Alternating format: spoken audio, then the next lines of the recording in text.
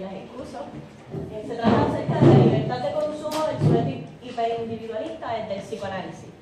En primera instancia, para definir cuál sería nuestro tema de investigación, comenzamos a pensar acerca de la masa en la actualidad como una masa neurótica. Cómo hacer un acercamiento acerca de las toxicomanías, por ejemplo, a este apego al consumo que promueve el discurso capitalista y esta constante repetición que podría presentar o hacer ver al sujeto como un autómata. Respecto de esta satisfacción ilimitada, de la que habla Freud en el malestar en la cultura, por ejemplo, y del goce del amor sexual. Entonces, como que al ver la toxicomanía podía habernos complicado un poco la investigación por demonizar, por decirlo así, quizá la toxicomanía como un síntoma. Decidimos entonces darle un enfoque hacia la sexualidad del individuo. Pensamos también en que esta satisfacción ilimitada respecto de lo sexual podía en un principio generar un vacío fundamental o un vacío existencial en el sujeto, pero igual también podía traernos cierta complicación como síntoma, así que dejamos la mirada acerca de cómo estas relaciones de consumo definían la relación con el otro, de modo que podría ser una relación con el otro insuficiente o que en cierto modo atacaría de alguna manera el lazo social. Entonces, para hacer como una consolidación de los conceptos fundamentales, nosotros trabajamos como los dos textos principales, La era del vacío de Lipovetsky y El malestar en la cultura de Freud. Desde el lado de Lipovetsky, él habla acerca de este proceso de personalización que se da como parte del discurso del consumo, como en esta sociedad hipermoderna se promueve esta libertad individual, la producción de placer constante, el máximo de elecciones privadas posibles y el mínimo de restricciones autoritarias, que claramente se está en total, digamos, en una dirección totalmente opuesta a lo que era la época victoriana. En El malestar en la cultura, por otro lado, Freud habla acerca de esta antítesis entre cultura y sexualidad y cómo estas soluciones sustitutivas ante la vida gravosa que impone este proceso cultural a través del trastorno evolutivo, trastorno evolutivo cultural, creo que es así. Pues entonces el sujeto opta por esta satisfacción ilimitada, el goce del amor sexual, el goce de la belleza y por otro lado, la toxicomanía. Entonces, decidimos relacionar los dos textos para generar una especie de diálogo que nos diera algunas incidencias respecto de la sexualidad, enfocándonos en el uso de la pornografía. Entonces, para enmarcar esta comparación, debemos considerar que la convergencia del discurso capitalista y el discurso científico ha provocado que los sujetos adopten nuevos paradigmas y estilos de vida muy distintos a los que analizó Freud en El malestar en la cultura. En la sociedad hipermoderna impera el discurso del consumo en función de este imperativo de gozar, tal como se afirmó en clase. Así formula Martín Alomo que cada modo de goce epocal viene envuelto en una realidad discursiva que forma parte constituyente del objeto que se ofrece. Entonces, siendo que el sujeto actual está inmerso en todo este discurso totalmente distinto a la época victoriana y se ve compelido a un ideal del yo totalmente distinto, ¿cómo influye este nuevo ideal social en sus relaciones con el otro y qué repercusiones tiene esto tanto en su sexualidad como en la vida anímica? Esta nueva configuración de la realidad discursiva y a su vez de este nuevo ideal social, en cierto modo, podemos pensar que permea la manera en que el paciente vive la pulsión. Siguiendo una línea de pensamiento lacaniana, ya que el psicoanalista debe estar a la altura de su época y la clínica se dirige respecto de cómo el paciente vivencia esa pulsión desde lo social, es necesario entender la pertinencia de este nuevo ideal respecto de la conducta del paciente y cómo genera estas nuevas problemáticas que han de ser tratadas por el analista. Es así que surgen dos interrogantes. ¿Cómo las relaciones sexuales se subordinan al imperativo del consumo? ¿Y por qué es pertinente hablar de pornografía en este contexto? Teniendo en consideración que el otro social por decirlo así, nos define, se puede afirmar que la comprensión de las relaciones entre el sujeto y el otro permite darle una vigencia a la teoría psicoanalítica respecto a este nuevo discurso. Al analizar este fenómeno de lo que suele llamarse las patologías de consumo, tratamos de dilucidar acerca de cómo podría interpretarse analíticamente este uso excesivo de la pornografía y por qué sería problemático ese encuentro con el otro que genera el aparato tecnológico y la pornografía. Debido al papel protagónico que posee el otro en el psicoanálisis, tanto en el clásico como en las escuelas posteriores como la lacaniana, nos ocuparemos de argumentar acerca de la posibilidad de que este nuevo fenómeno genere cierta predisposición a la neurosis en vista de los textos que analizamos. Entonces, nos ocupamos, además de utilizar estos dos textos principales, algunos otros textos publicados luego del 2000, para tener una mirada un poco más actual acerca del lazo social en la actualidad. Comenzamos pensando en que el malestar se ha distanciado, como ya dijimos, de lo que postuló Freud en el 1930, y que si bien el psicoanálisis se ocupa de la singularidad del sujeto y de cómo alojar su singularidad respecto de la clínica, el sujeto también está introducido en toda una nueva formación cultural que se vale de este nuevo discurso, que es necesario analizarlo paralelamente a la situación particular del sujeto. El sujeto se encuentra insertado en este cruce del discurso capitalista y el científico, comandado por el imperativo de gozar. Refiriéndose al posmodernismo, por ejemplo, Lipovetsky identifica como características principales su hedonismo exacerbado, moda de la marihuana y del LSD, liberación sexual, pero también películas y publicaciones porno pop. La cultura cotidiana incorpora la liberación, el placer y el sexo. El discurso capitalista se vale de estos tres significantes, liberación, placer y sexo, para introducirlos hasta la más ínfima cotidianidad del sujeto. Entonces, el sujeto actual se encuentra bombardeado de publicidad, de imágenes, de discursos que lo encaminan a este imperativo de gozar. Este nuevo ideal irrumpe en la formación del sujeto, por decirlo así, para significarlo, porque el sujeto se identifica en base a estos ideales y define así su respuesta a lo pulsional respecto de este nuevo discurso. Termina por identificar su libertad como una libertad de consumo, y a su vez se identifica como consumidor. Las relaciones en torno al otro están enmarcadas por esta identificación con el consumo y con la libertad de consumo, del intercambio monetario imaginario en función de estos intereses placenteros. Este nuevo perfil del paciente radica en que el malestar del sujeto ya no se asocia a una pregunta que admita la dimensión de un saber a descifrar, sino que muestra descarnadamente la posición de un sujeto inerme y perplejo frente a la angustia de una satisfacción que no encuentra límite, dada en todas las facilidades que nos provee sociedad capitalista y sociedad científica. Científica.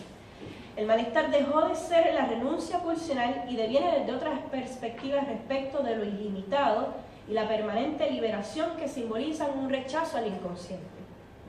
Una vez el sujeto se identifica o significa su libertad como una libertad de consumo, justifica esta satisfacción sexual constante en este imperativo de gozar desde lo ilimitado, ideal del cual se sirve para autovalidarse como un sujeto libre, satisfecho y omnipotente.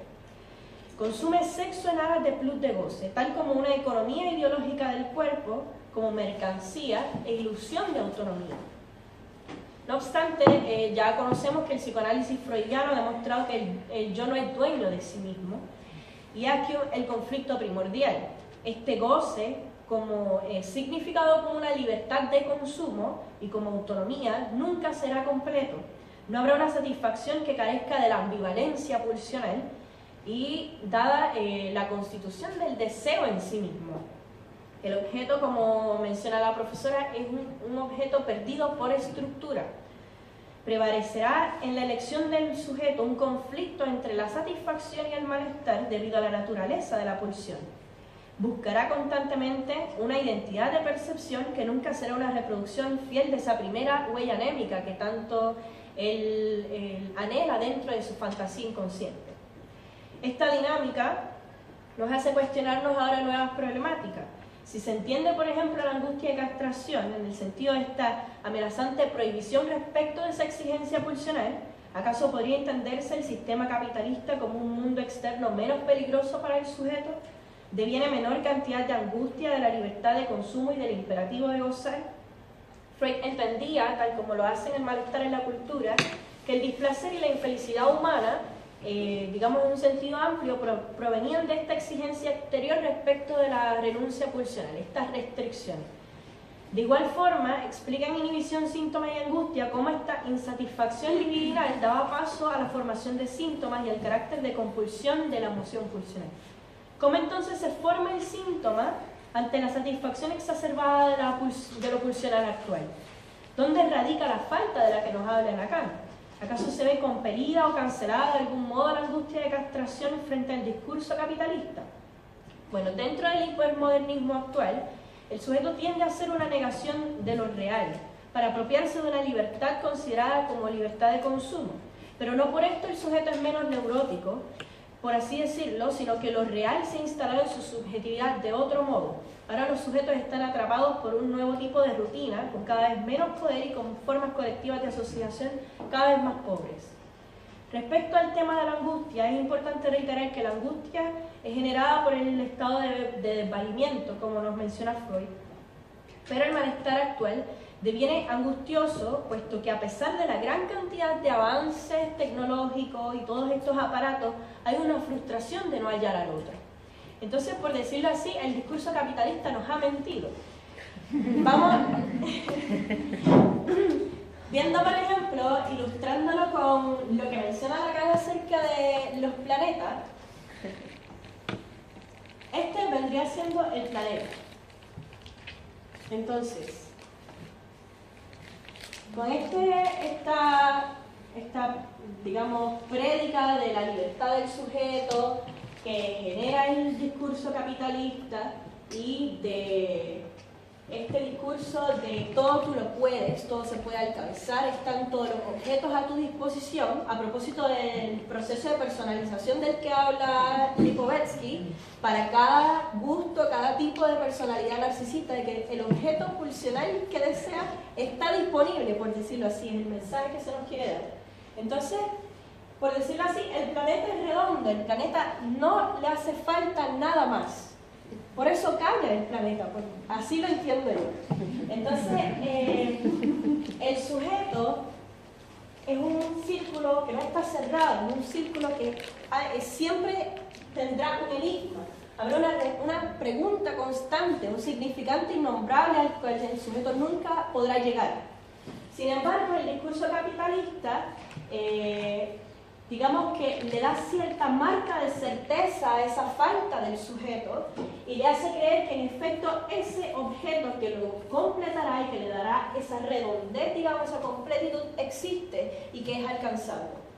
Entonces, la problemática en la que se encuentra el sujeto hoy en día es que se encuentra lleno, consumido, todos los objetos dentro de sí mismo, creyendo que este ideal de la completitud o esta redondez del sujeto puede ser alcanzable y se encuentra, digamos, angustiado con todos estos objetos que ha consumido y que no, en efecto, no completan el enigma al cual se enfrenta. El otro siempre estará más allá, lejano, inaccesible, sin importar cuántas facilidades brinde el avance del discurso científico que proclama esta omnipotencia y autonomía del ser humano. El sujeto aparece abatido al descubrir que el ideal del todo se puede, de esa eterna liberación, la autonomía y la libertad total, es un ideal inalcanzable. Es ahí donde radica la falta, que en fin es la falta del otro. En otras palabras, podría decirse, tal como se formuló en clase, que el deseo del paciente es siempre el deseo de otra cosa y tiene la marca de la incerteza. La falta no desaparece, sino que ahora se muda en otro conflicto. Es aquí el fracaso del discurso capitalista y el discurso científico. La pornografía se adentra aquí, o digamos el sexo cibernético, se adentra para implicar el desencuentro con el otro y el gozo imaginario, dejando de lado el cuerpo, porque invita a la omnipotencia y a esta autonomía del sujeto gozante. En cuanto al posible ataque al superyo, el padre no solo prohíbe, sino que también debemos pensarlo como un padre que autoriza el deseo de la madre, que autoriza el deseo del niño, y en este sentido el padre, por decirlo así, consolida una exigencia del deseo del sujeto, porque se le da, en cierto modo, una orden de gozar desde este discurso. Lo angustiante en el paciente es poder, en efecto, gozar tal como se le está exigiendo, o se lo exige el padre. En contraposición con la época victoriana, el gozar se ha vuelto una exigencia más que una prohibición. Dicha invitación al gozo ilimitado y al proceso de personalización que menciona Lipovetsky, que reproduce y multiplica las instancias de placer, le proveen al sujeto posibles métodos de descarga adecuados a su personalidad narcisista. Esta libertad y la falta de estructuras que impidan la satisfacción de lo pulsional constituyen una nueva problemática para el sujeto hipermoderno. Este se encuentra perdido entre la infinidad de identidades y significantes posibles de los que puede apropiarse. En el discurso del capitalismo, el sujeto vive la experiencia de la ausencia de satisfacción completa cotidianamente. Cada vez que adquiere un objeto, verifica que no lo satisface porque siempre habrá otro mejor. Si bien el sujeto tiene los objetos a su alcance, el malestar proviene precisamente de la ambivalencia de esa facilidad. El sujeto se encuentra acorralado en la relación con un objeto que no incluye la castración. No encuentra entonces en el discurso que habita los elementos para entrar en la dimensión del amor y no le queda otro remedio que un fracaso inminente. Ahora la falta y el malestar han evolucionado respecto del discurso. A propósito de esta búsqueda de gozo y de descarga, se adentra la pornografía como doble discurso, tanto como objeto sexual como un objeto de consumo. Se instala este nuevo comercio pulsional como una satisfacción sustitutiva que le permite al sujeto aliviar su vida gravosa. En este sentido, tanto el Internet como la pornografía se utilizan para prolongar el sistema de producción y consumo de objetos, que equivale a tener siempre a la disposición un objeto que venga a ser las veces de objeto de la pulsión, de tal manera que nunca se permite que aparezca la verdad de que no hay objeto que la satisfaga. Esta accesibilidad de la pornografía coincide con el discurso de consumo y con el ideal social de gozar. Le ofrece al yo el cumplimiento de sus antiguos deseos de omnipotencia. Esta sensación de libertad es ilusoria, puesto que radica en un encuentro imaginario y no en un encuentro real. Establece entonces el desencuentro con el otro. Irrumpe así la pornografía como sexo tecnológico y el objeto como tecnología porno. Ya no hay un cuerpo de por medio y se pierde a través de esta nueva dinámica el espacio erótico de la sexualidad. Dentro de este comercio, perdido en medio de todos estos imperativos de consumo, hay un objeto que sufre y que no hay un calmante para ese vacío que experimenta debido a la constante separación que implica el mundo tecnológico. Lo porno liquida la profundidad del espacio erótico, metamorfosea el sexo en tecnología espectáculo. En otras palabras, se traduce el encuentro sexual como algo impersonal. Lo sexual se subordina así al imperativo de consumo al identificar al otro como un objeto sexual y no como un sujeto. De manera que coinciden tanto objeto de consumo, el sexo, y el otro visto como una mercancía. El cuerpo se vuelve, por decirlo así, un objeto de mercado, envuelto en esta ilusión de que se puede colonizar el cuerpo y disponer de él según el sujeto decida. Se genera así una ambivalencia entre el deseo hacia el otro y la indiferencia que a la vez se tiene respecto de él, que bien puede distinguirse algo del orden de lo narcisista en este egoísmo y enajenación del mundo externo, a propósito de lo que impone en la realidad del sujeto el aparato tecnológico. Por no estar ahí en ese espacio que se abre al encuentro con el otro, el sujeto actual en repliegue autoerótico queda encerrado en su narcisismo, podrá ser una estrella porno gozando del sexo por internet. Esta acción de lo pornográfico como satisfacción sustitutiva, tal como formula Freud en 3 ensayos de teoría sexual, bien podría se relaciona a que la impresión óptica sigue siendo el camino más frecuente por el cual se despierta la excitación libidinosa. Y entonces la pornografía surge para provocar esa ilusión del encuentro o del mirar y ser mirado. La pornografía ha pasado de las revistas escondidas en un baúl y de lo prohibido al acceso espontáneo y simultáneo de páginas como Pornhub, Sextube, RedTube, totalmente gratuita, es decir, al alcance continuo del sujeto. Y además, si el consumidor desea hacer un intercambio con una persona, digamos, real, entre comillas, como suele llamársele, existen a su disposición una serie de aplicaciones, tanto como para tener, digamos, sexo cibernético, como métodos como Tinder, Badoo, Happn, que son, digamos, aplicaciones para tener estos encuentros casuales. Siguiendo una lógica de derecho al acceso de la información y al derecho al goce, el consumo del porno ha abandonado la esfera de lo privado y de lo clandestino, de manera que se exhibe el coito en las pantallas, se exhibe el consumo que se hace de él, compartiéndolo, o simplemente se exhibe el compromiso con esta modalidad de goce por medio de la difusión del porno amateur. Conviene pensar entonces en cómo el sujeto intenta, aún dentro de lo imaginario que es este intercambio tecnológico, acudir a este ámbito de lo real del cuerpo. La tendencia a mostrarse y a gozar del sexo ha plagado entonces el discurso del consumo para introducirse en cómo el sujeto se relaciona con los demás y cómo, digamos, se construye su sexualidad. A partir de esta tendencia se disminuye la importancia de cuál es el objeto elegido por el sujeto para satisfacer su impulso pulsional. Da lo mismo que sea un sujeto determinado, sino que están a disposición de este sujetos todos estos aparatos electrónicos, tipos de pornografía, etcétera, para acceder a ese deseo o a ese goce. Como ya mencionamos, el cibersexo pretende deshacerse del cuerpo como condición de la misión civilizadora, en función de lo problemático de un cuerpo que nos exige la transmisión de lo libidinal respecto del otro. Y dado que no hay cabida para un deseo, en tanto no hay un otro que pueda alojar ese deseo, subsiste una problemática inherente a la pornografía como descarga, porque no hay un otro real a la disposición de nuestro deseo. El sujeto vive la ilusión de que puede poseer y disponer del otro como se le antoje, y como consecuencia hay un conflicto cuando se ve destronado de esa falsa omnipotencia. Creemos que existe una alta probabilidad de que estas problemáticas devengan en conflictos mayores e inconciliables para el sujeto, dada la angustia que pueda devenir de esta nueva interacción respecto de su deseo sexual y del encuentro que tenga el sujeto, a la vez que sí tenga de frente, digamos, el otro cuerpo real. Como, por ejemplo, estábamos comentando con el ayudante de casos, por ejemplo, de disfunción eréctil a propósito del consumo de la pornografía. ¿Acaso estamos ante una nueva patología de lo narcisista en relación al consumo que dificulta la tramitación de la compulsión a la repetición?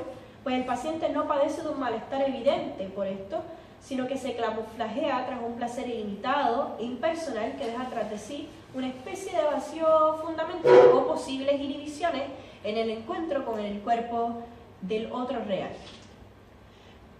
Además, obviamente, podemos pensarlo desde las diferentes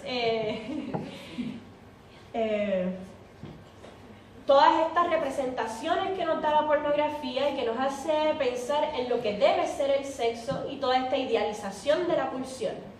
Pero claro, no necesitamos, por decirlo así, el psicoanálisis para saber eso. Ahora bien, ¿cómo ha trabajado la industria pornográfica con estas inhibiciones y cómo ha insertado la lógica del consumo concretamente en el modo de reproducir estas imágenes pornográficas? Tranquilos que no les voy a poner ninguna película. Esto es un ejemplo de algunas de las últimas estadísticas de Pornhub, una de las páginas más famosas de pornografía gratuita, y vemos cómo hay toda una serie de significantes, si lo vemos con un término psicoanalítico, o diferentes categorías de todas las posibilidades de tipos de películas pornográficas. Entonces, hasta aquí llega este proceso de personalización, de modo que hay un tipo de pornografía, por decirlo así, para cada tipo de personalidad narcisista. Esto es a la vez motor y obstáculo del placer, pues se puede decir que se consigue el objeto que se desea, se consigue lo que se está buscando, pero siempre habrá otro que igual podría ser como satisfactorio. Da cabida también incluso a, podríamos decirlo, a lo reprimido o a lo que podría considerarse perverso con estos tipos de pornografía como del incesto, de la pedofilia, y en ese sentido la industria pornográfica también valida ciertos deseos del sujeto con la reproducción de este tipo de pornografía, que en la vida real el paciente o el sujeto probablemente no tenga un alcance. Quizá, por ejemplo, como se busca madre, quizás el sujeto, por ejemplo, no pueda tener en la vida real ese acceso a tener un encuentro sexual con su madre, pero sí a través de lo pornográfico. Entonces vemos cómo también se valida ese deseo del paciente.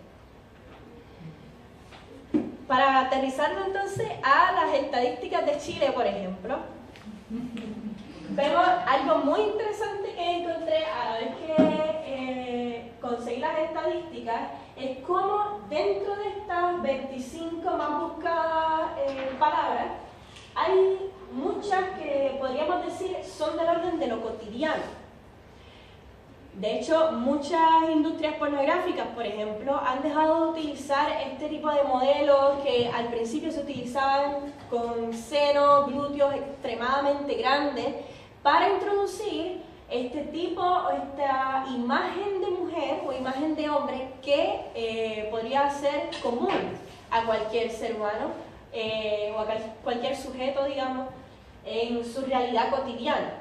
Entonces, aparece como chilena amateur, como el gym, en el college.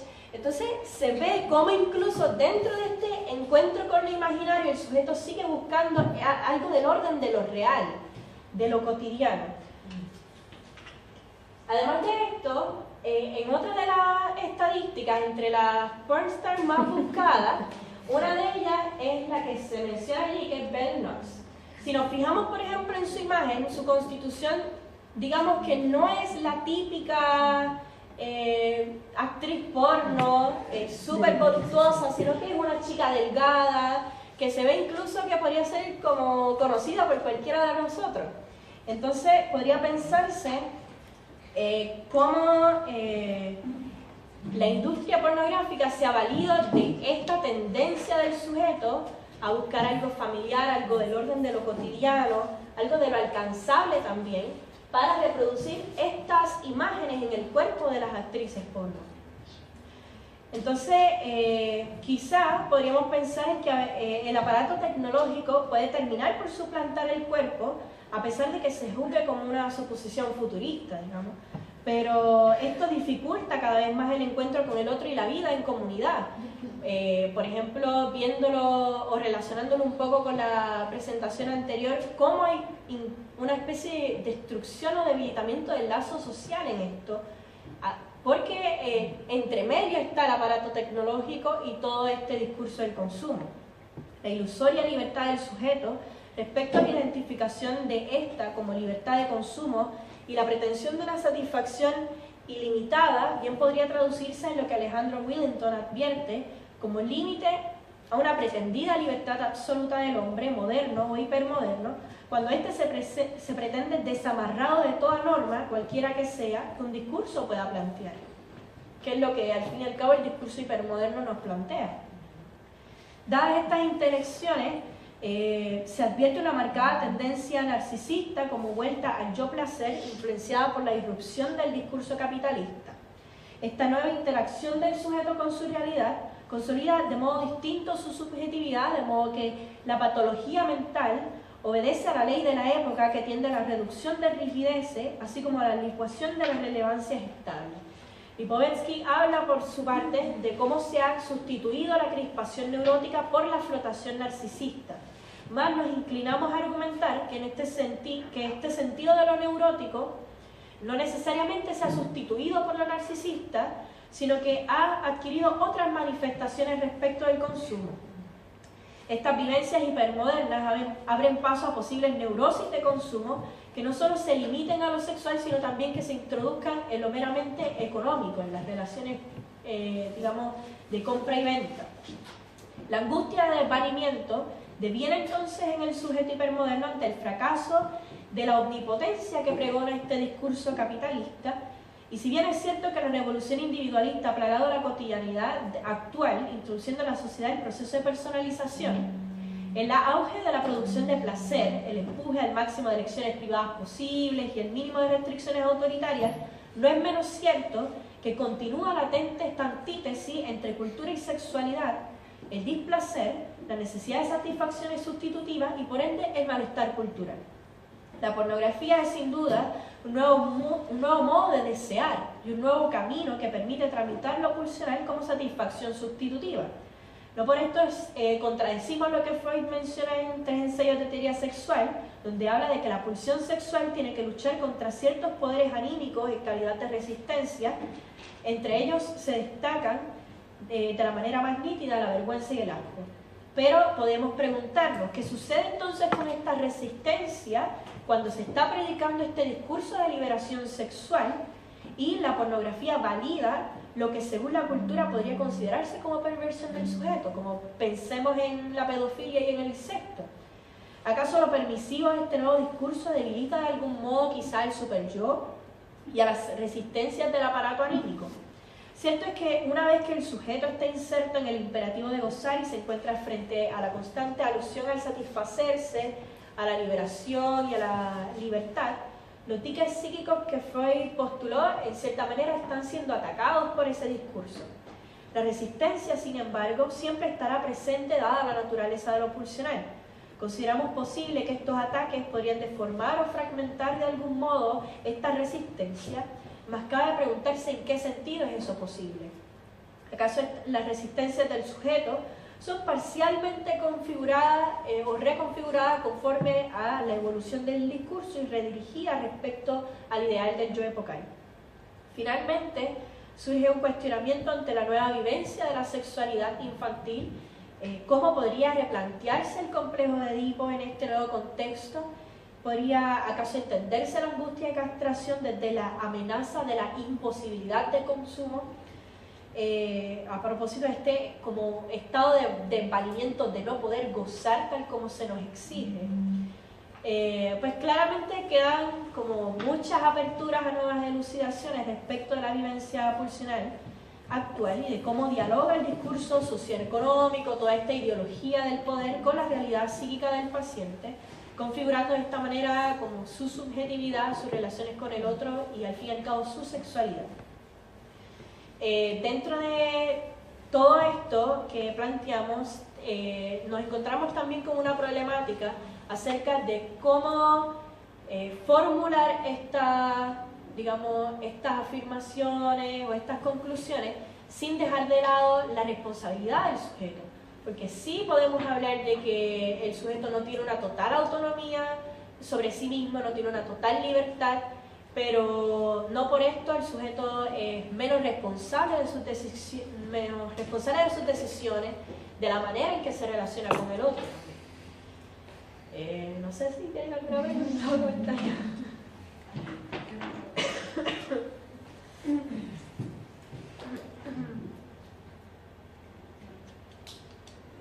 Bueno, muchas gracias. Quizás se nota el trabajo y la preparación, te lo agradezco muchísimo.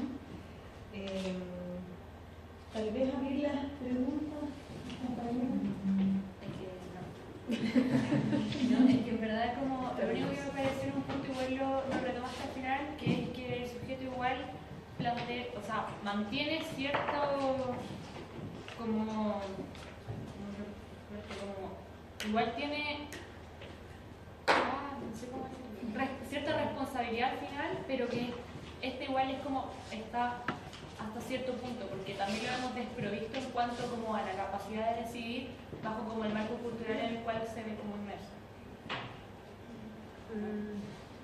Porque a mí me pasó por lo menos al escucharte que sentí mucho como que el sujeto estaba en este como dipolo de sujeto-objeto, como que estaba tal vez provisto de responsabilidad pero hasta cierto punto. Bueno, quizás eso no lo explique mucho, pero más bien es que dentro de esta esta sociedad hipermoderna que pretende como relegar en cierto modo también la responsabilidad del sujeto respecto de los otros que lo rodean, porque le permite esta máxima elección digamos, estas máximas elecciones privadas, el mínimo de las restricciones, eso es lo que se predica desde esta sociedad, pero sin embargo, en cierta manera, ese discurso deja de lado la responsabilidad que tiene el sujeto respecto de los que están a su alrededor, respecto de cómo establece la relación y cómo se da el lazo social. Entonces, el discurso, por decirlo así, intenta romper y segregar también a los sujetos. No tan solo desde el aparato electrónico, no tan solo desde el consumo, sino también desde el mismo discurso que predica esta total autonomía y esta total libertad. Y por decirlo así, el sujeto sí tiene la responsabilidad de la manera en que está eligiendo, la manera en que se relaciona y qué hace con los pulsares. Yo tengo una pregunta que quizás es muy claro lo que estoy pensando y en verdad quizás como para el sujeto. Hemos hablado como todo el rato como de que hay como en la sociedad hipermoderna este como imperativo de gozar y bla, pero como que yo siento que hay como una parte de la sociedad que queda fuera de la sociedad hipermoderna, como que queda fuera de ese imperativo de gozar. ¿Qué pasaría con esa persona? ¿Cuál parte? Como, por ejemplo, estoy pensando en alguien que efectivamente no tenga acceso como a tanta tecnología, a tanto consumo, porque no tiene los medios, que queda como un poco fuera de ese... O sea, lo que vamos a ayudar a contestar. Sí. Porque también una pregunta del curso. Lo que pasa es que el psicoanálisis, como lo planteaba, que está pensando en que un análisis tiene que estar a la altura de su época en el sentido de poder entender cuáles son las coordenadas epocales que de alguna manera influyen en el malestar, ¿sí? Entonces, en ese sentido, uno podría pensar que en la época hay ciertos fenómenos que es necesario entender. Eso no quiere decir que ya el hijo no exista o que ya no existen las familias tradicionales, sino que más bien están presentes modalidades de vivir la pulsión que son disímiles, digamos, y que en ese sentido se generan malestares subjetivos totalmente diversos. Entonces, por eso es necesario hacer el esfuerzo de pensar, por ejemplo, por qué hoy en día el imperio de las imágenes, o sea, porque están todos pegados a celular también, ¿no? Efectivamente tiene una incidencia en los sujetos. Pero el problema no es el objeto de consumo, o sea, el problema no es la pornografía. El problema no es la cocaína, ni la marihuana, ni el celular, ni el tablet. El problema es el uso que se le da, ¿sí? Entonces hay ciertos usos de objetos que obturan o cortocircuitan la relación del otro y por lo tanto la relación al inconsciente. Y hay otros usos, digamos, que permiten, no sé, avanzar tecnológicamente, comunicarse con la gente, etc. Lo importante es entender que hoy día como que ese tipo de manifestaciones conviven en nuestra sociedad y es necesario hacernos cargo de aquellas que no habíamos entendido por los conceptos freudianos, porque todo lo que está planteando la compañera no se puede entender desde Freud, ¿sí? No es algo que nosotros vamos a entender desde Freud, justamente porque Freud planteaba la renuncia pulsional, ¿sí? Entonces, yo tengo una pregunta. Tú en algún momento hablaste como de un padre que empujaba a usar, ¿sí? Porque, o sea, a mí me parece interesante la propuesta de la pornografía, es una propuesta muy lacaniana además, ¿sí? Y yo creo que hay que tratar de hacer ciertas precisiones como para que poder dejarlo como un planeta. O sea, una es pensar de que efectivamente no se puede pensar desde Freud esta lógica, ¿sí? Porque Freud planteaba renuncia pulsional, planteaba al padre como ideal y planteaba también de alguna manera al superyo como algo que regula, que es heredero del complejo de Edipo y que por lo tanto genera algo de la regulación pulsional y también como una especie de abanderado de la ley, digamos, ¿sí? Versus el superyo lacaniano, digamos, que es un superyo de la época que tiene que ver justamente con el esfuerzo del psicoanálisis de pensar un poco qué es lo que está pasando en la época actual lo que se postula ahí es que el superyo es un empuje a gozar. Entonces, por lo tanto, ya no es heredero del complejo de Edipo y por lo tanto no se puede pensar el Edipo desde acá. Y por eso no hay angustia de castración, ¿sí? Porque la angustia de castración lo que recuerda es la señal, digamos, de que esa primera experiencia, que es una experiencia más bien traumática, puede venir, ¿sí? Porque aquí lo relevante de lo que tú traes, que justamente es pensar cuáles son las consecuencias clínicas con las que nos encontramos a propósito de un modelo de subjetivación que es distinto del complejo de Edipo, ¿sí? E insisto en esto, no es que no haya sujetos neuróticos, digamos, que anden por ahí como en el complejo de Edipo, la novela también ha hecho la cabeza, ¿no? Sino que más bien hay que pensar que cómo a la caída del liberal y cómo en psicoanálisis se habla de la no encarnación de la función del padre, ¿cierto? Como aquel que detenta la ley de alguna manera. O como las nuevas configuraciones familiares, o por ejemplo la caída de las instituciones, la caída de los ideales, un poco lo que presentaba también el compañero, implican de alguna manera en que los sujetos se relacionan de otro modo al otro, ¿sí? Y de otro modo también a la pulsión. Entonces, como tú bien dices, no es la renuncia, sino que es el empuje a la satisfacción ilimitada, ¿sí? Y ahí uno podría pensar que si el síntoma es un mensaje al otro, si el síntoma está de alguna manera anclado en el otro, ¿sí? Y el síntoma es un mensaje descifrado, ¿qué pasa con el síntoma en la época actual? Hay síntomas al modo analítico, digamos, tal como lo aprendimos en psicoanálisis. Y pareciera que no, que más bien hay estas manifestaciones donde hay algo del goce que no está encriptado. Y que en ese sentido aparecen fenómenos como la violencia, la toxicomanía, las adicciones, etcétera, que en realidad ya no nos permiten hacer un lazo al otro, porque el síntoma freudiano lo que permitía era justamente hacer un lazo al otro. Y aquí el lazo al otro está cortocircuitado. Entonces, claro, tú decías como volver a el yo placer, Sí. y en realidad como pensar que el goce siempre es autoerótico, siempre, ¿sí? Porque se siente en el cuerpo finalmente. Y que en ese sentido el goce autoerótico quedaba relegado por la renuncia pulsional que implicaba el lazo con el otro.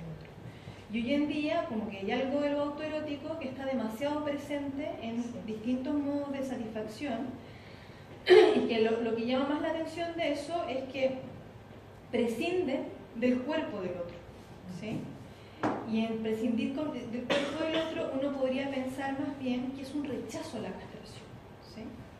Porque finalmente que todos estamos aquí hoy día, digamos, estamos todos por nuestras faltas, ¿sí? Lo habré hecho bien, lo habré hecho mal, preguntaré, no preguntaré, digamos, ¿sí?